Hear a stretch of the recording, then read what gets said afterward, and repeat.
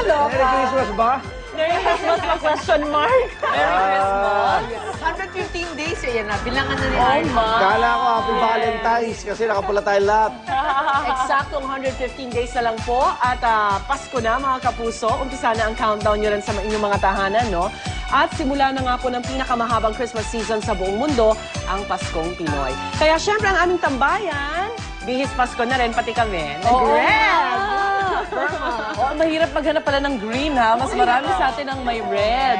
At malamang excited na rin kayo maglagay ng mga Christmas decor, wow, sa inyong mga bahay. Kaya yung mga mamimili dyan, sabayan nyo na sa paghahunting ng mura at ligtas na pan-display si Maring Susan. Saan pa kundi syempre sa Bargain Center ng Maynila, our favorite, Divisoria. Ang walang kamatayang pinupuntahan talaga. Pero kung kayo naman ay may mga naitabi ng decor, why not ilabas na lang sila at muling gamitin? Kaya abangan mamaya mga wastong paraan at paglilinis at pagkakabit ng mga lumang dekorasyon amin pong ituturo. At syempre, sabay sa pagsalubong natin sa Setyembre, may nagbabalik si Santa Claus. Naku, nagmukha na ako Santa Claus. Ate Pia Arcangel. Kailangan natin ang anghel ngayong Pasko. Ay, nako, Ayan. alam mo, nung sinabi nila na Pasko, papasok na ako. Kala ko bigayan na ng regalo eh. Pero mga kapuso, good morning po sa inyong lahat. At dahil po ang Pasko ay para sa mga bata, may maaga kami sorpresa para sa kanila. At ipapasyal natin sila today sa bagong breeding center ng Avalon Zoo kung saan pinaparami ang mga hayop at unang nasisilayan ang mga napaka-cute. Ayan, ayan, mga cute na baby animals. Aba, paano sila inaalagaan doon? Abangan niyo po yan mamaya. Baby snake yan. Oh, ano yan, mga kandidato sa barangay election. Mga SK sila, SK. Kaya ito, magbalita na tayo. Siyempre, habang tayo nagdiriwang unang araw po ng Setyembre, darito na mga ma-action balita sa bumagdamag sa ating Ronda Reports.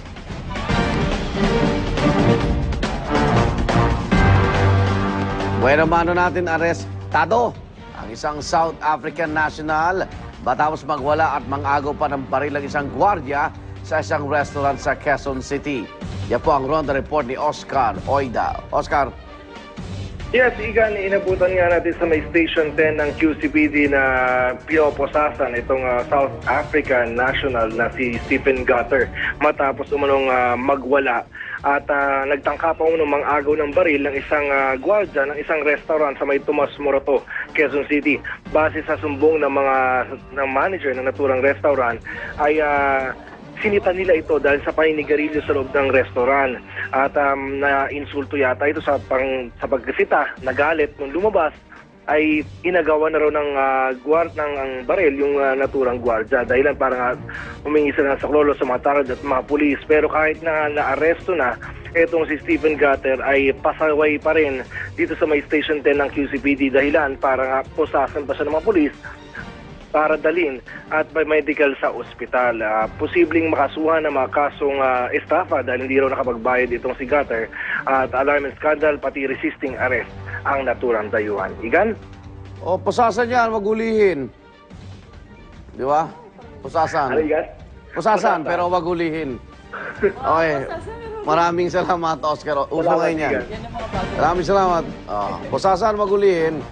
Dalhin sa presinto, pero mag-arestuhin. Okay.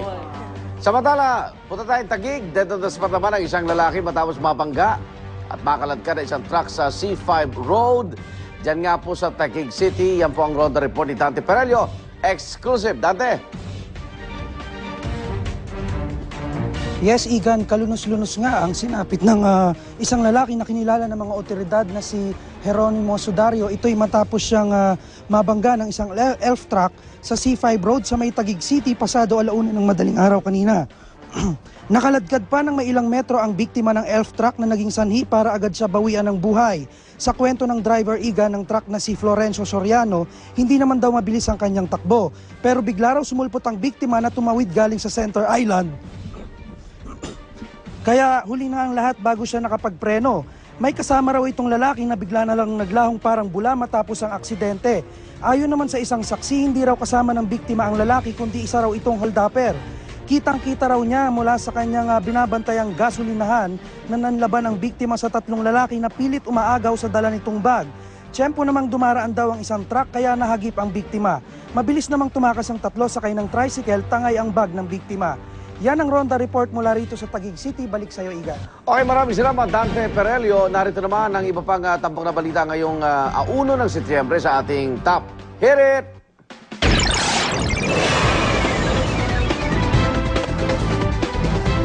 Hindi naman po aganda ng pasok ng Setyembre sa mga misis dyan, lalo na yung mga mahilig magluto. O kayo? Hindi ko sinabi, kayo mahilig kayong kumain. Naku po, umpisa ngayon ang pagmamahal ng presyo ng LPG.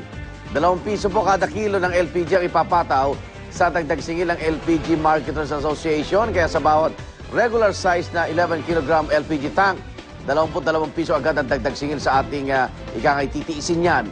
Ang price hike, bunso ng pagtaas muli ng contract price ng LPG sa world market. O yun. Paskong-Pasko talaga, no? Pasko. Gastos. Taas pa yan, Pasko eh. Practice na daw tayo. Pwede, umpisa pa lang yan. At dahil September na, maging mga pulis ay naghahanda na sa Kapaskuhan.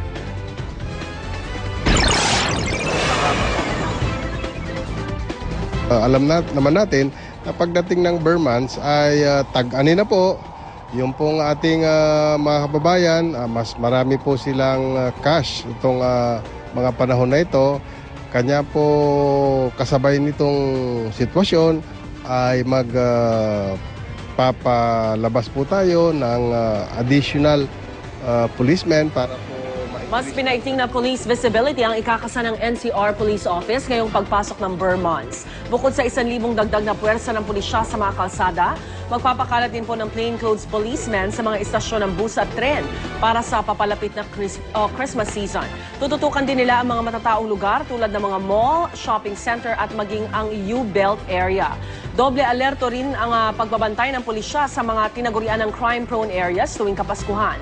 Kabilang po dyan ang Cubao, Vitex Commonwealth sa Quezon City, Quiapo at Divisoria sa Maynila, Barangay Bagong Silang sa Caloocan at Baclaran sa Parañaque. At nagsimula na rin po ang pag-ayos ng budget ng gobyerno at ang kauna-unahang budget na hihilingin ng Administrasyong Aquino sa Kamara para sa taong 2011 aabot sa 1.64 trillion pesos. Kaya mamaya po, iisa-isahin ang paggagastusan niyan sa isusumiting report ni Budget and Management Secretary Butch Abad. Bubusisiin niya ng Committee on Appropriations na pinamumunuan ni Representative Joseph Emilio Abaya at kasama rin sa mga bubusisi ang mga miyembro nito na sina Pampanga Representative Gloria Arroyo, Congressman J.B. Ejercito, Congresswoman Gina De Venecia, dating unang ginang Imelda Marcos at si Party List Representative Teddy Casino. Target ng Kamara na maipasa sa ikalawang pagbasa ang panukalang budget bago magundas pero dadaan pa rin ito sa Senado para mapag-isa ang dalawang bersyon nila ng budget. Ang hirap din pag nagtanong si dating Pangulong Gloria, ano? Ano tong budget na to? Ma'am, kayo naglagay niyan eh. Oo. Sinusundan lang namin yung budget niyo nung umra. Di ba parang... Oh boy. Samantala, patuloy pa rin po ang paggulong na investigasyon sa Manila Bus hostage taking. At ayon sa komiteng binuo ng DOJ at pulisya, posible nilang ipatawag maging si Pangulong Noynoy Aquino. Ayon kay DOJ Secretary Leila de Lima, kung makita raw ng komite na may kailangang impormasyon mula sa Pangulo, saka lamang daw nila ipapatawag si Pinoy. Bukas ay magkapulong na ang komite para pag-usapan kung sino-sino ang mga ipapatawag. Hanggang Biyernes ang itinakdang deadline ni Pangulong Aquino para matapos ng PNP at NBI ang kani-kanilang report sa nangyaring bus hostage taking. Kung makita namin sa mga documents na there's need also to get some information from the president, we will consider that. But right now, we don't have such plan.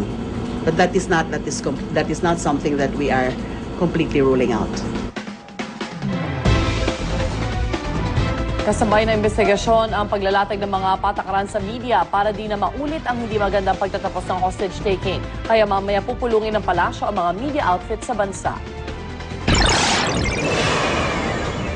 If we talk to the media organizations, we can come up with some common ground. So in case something like this happens again, what can we, the government, expect from media organizations? And what can media organizations expect from the government? Una sa lista ng mga kakausapin ang mga television at radio network at kung kailangan isa-isahin puntahan ng mga network, gagawin daw nila. Pero paglilinaw ng palasyo, hindi bahagi ng formal na investigasyon ng DOJ ang gagawing media dialogue, kundi paglilinaw lang kung papaano mas mapapabuti pa ng media ang pagganap nito ng tungkulin sa panahon ng mga sensitibong sitwasyon. Maluwag naman tatanggapin ng GMA Network ang pagkipag-usap ng Administrasyong Arroyo sa ngalan ng Aquino sa ngalan ng pagpapabuti ng pagbibigay serbisyo sa publiko. Pero Yung government self-regulation kasi bawat no? Network, pati broadsheet, may kanya-kanyang ano. Kaya tama, Secretary, may self-regulation tayo.